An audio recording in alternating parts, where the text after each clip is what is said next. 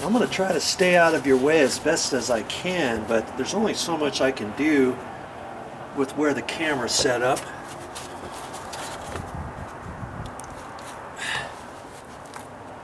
Go from screw to screw. This was low from before, right in there.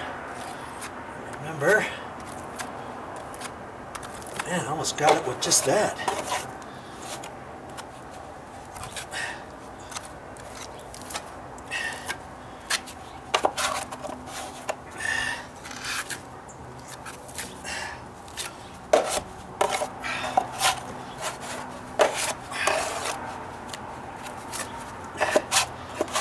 When you get it out, you just get it out of your pan. And I wipe it on the edge. Take it.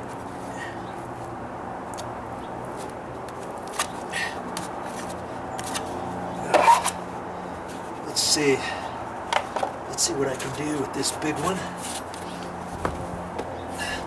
Keep my finger over here. I can wipe it on the pan edge. Now see, over here, because I'm going this way, I have to try to put my finger over to the left so I can put more pressure on the left-hand side.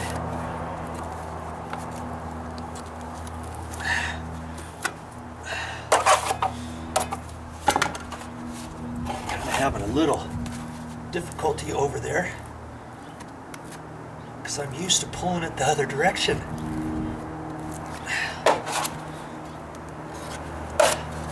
I put more pressure on the left-hand side. Take some of that off, smooth in the middle, pressure on the right hand side.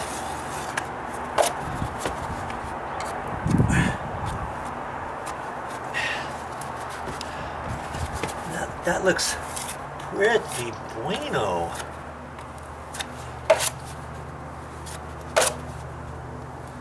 If you have a good eye, you can kind of see what's going on here. Like just hold my knife right in like that.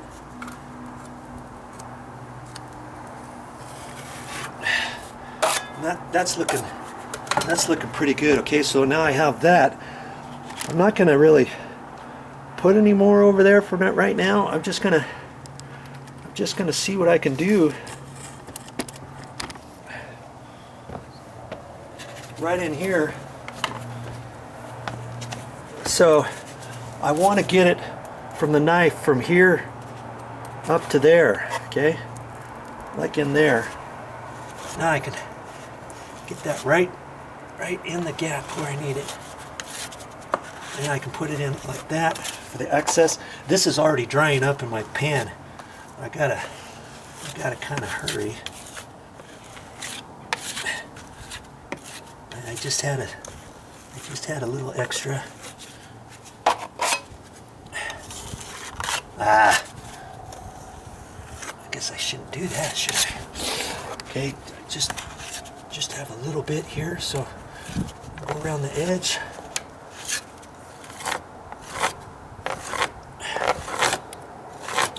I know I'm going to have to do some more work in there, but my main thing right here is just to get the rest of it out of the pan and in where I can for this last little bit. Okay, making sure that I don't have any high points, knowing that, see, I got it all out of the pan. It's already dry that quick. It's already too dry in my pan to smooth out. Okay, and what I like to do is every 1 or 2 batches, you see any little bit, even this dry stuff here, I'm gonna end up just scraping that very quickly before my next bit, because that could be dry on there and it could have a potential of it to drag. Okay, just looking on this other, I'm liking what I'm seeing so far. And if I think I'm slightly high somewhere, I can just scrape off just a tad. But see, I did it so good from before that I don't really have any high bits. Before I start patting myself too hard on the back, I've got to go back over here, a clean edge on there, and see if I have any little bits of high edge I can push down. I don't have much. Looking at this, kind of where that screw is, kind of right down in there, I've got just a little bit. Where the transition is at the end, I'm just going to taper that down to nothing. Okay, that. Make sure my outside edge is lower than where I need it. Okay, beautiful. See, right in there, I pushed on it. I waited too long. That's kind of dry. There's little bits of flake on there, which is fine. I can see right in there, just slightly high, not very much. That takes the little edges right out. Liking this fix-all. I haven't used this in ages. And once you get it on there, if you have to move too much right now, it'll drag. And then you're like, oh shoot, I should have made that a little lower when I put it on. Just make it smooth again. I'm good. I'm liking that. I'm liking that a lot. Okay. Now this time, I'm not going to mix up as much in my pan. I'm going to end up probably doing a quarter of the pan. That way I can put it all on and I can kind of mess with this. This is going to take me a little bit longer to just put a little bit on. You see what I mean? If I mixed up a third of the pan or half the pan, there's no way I'm going to be able to get it all on before it starts drying. Okay?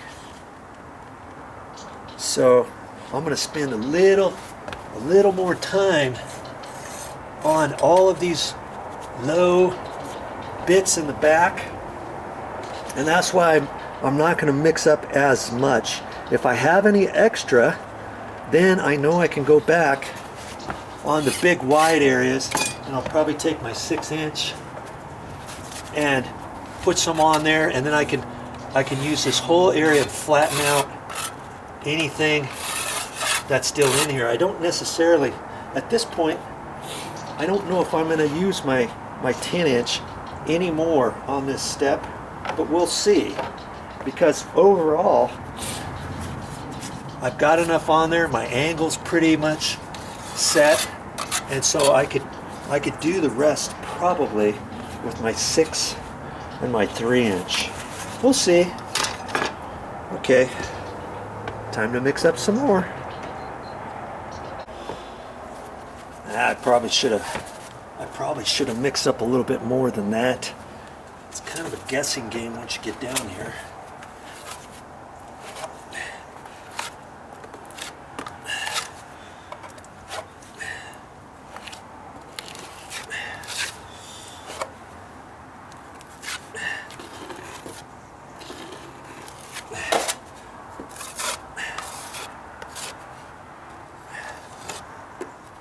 It's almost like installing sheetrock mud.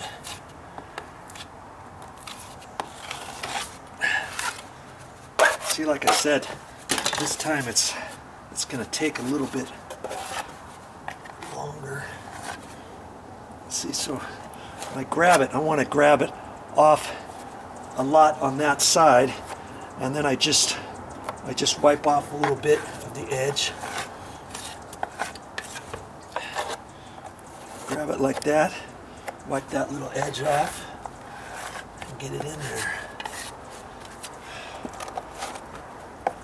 can do it's flat like that, come back.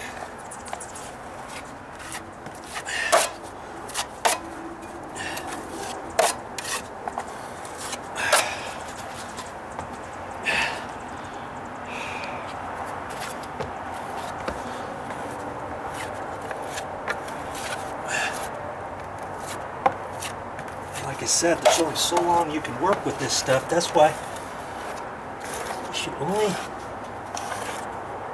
think about mixing up what you can put down, and you'll start figuring that out once you start using this stuff. You see there? I'm right at the same angle and everything. I don't have much left in my pan, which is good because it's almost dry. It's still workable.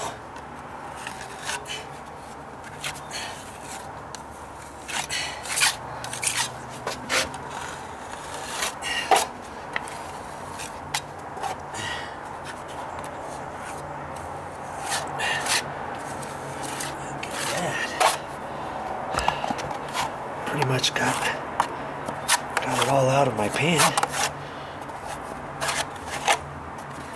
Okay. I can wipe it there, grab it like that, put it on.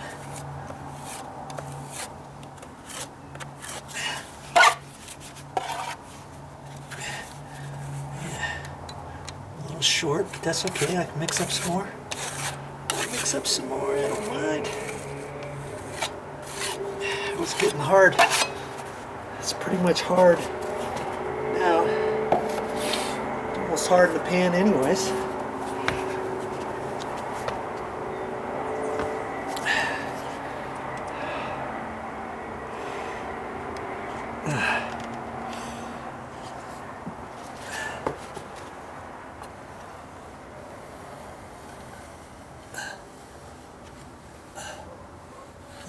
I got some on the riser. I'm just going to leave that alone until this dries. Then I can lightly scrape it off.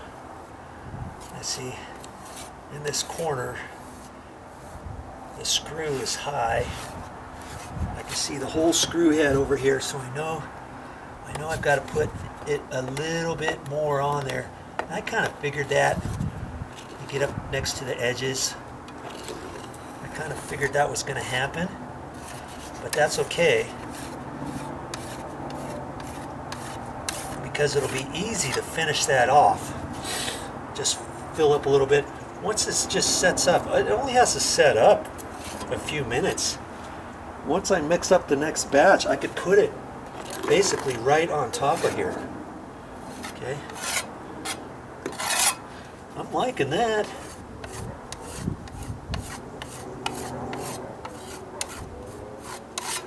And where those screws are, instead of flat, it's still going up at an angle from here up.